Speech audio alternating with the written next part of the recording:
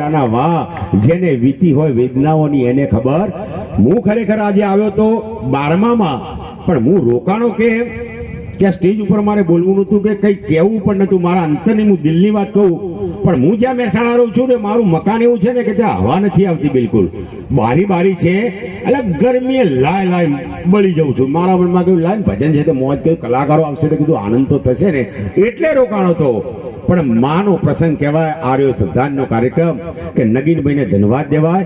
એટલે જગતમાં કહ્યું છે કે જસ જીવન અબજસ મરણ, સુનો સજણા સોય, ક્યાં લંકાપતિ રાજા રાવણ લે ગયો, ક્યાં કરણ ગયો જે કોઈ.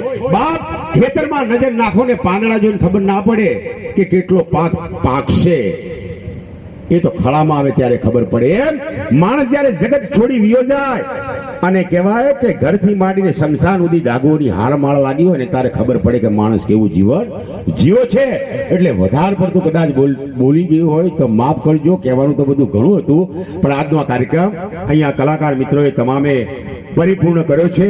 સંતવાણીનો કાર્યક્રમ તો રમેશભાઈને વિનંતી કરું કે હવે જય બોલાવશે અને કાર્યક્રમની પૂર્ણાહુતિ કરશે.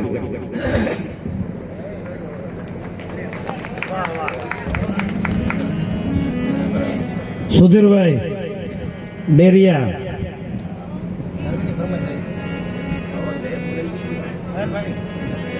થતી હોય કુળ થાય હાચી ડોહા હતન, થતી હોય કુળ થાય હાચી ડોહા હતન, મોતી તો મેરામણની માય ગાય ડુંગર ના પાકે દાનડા.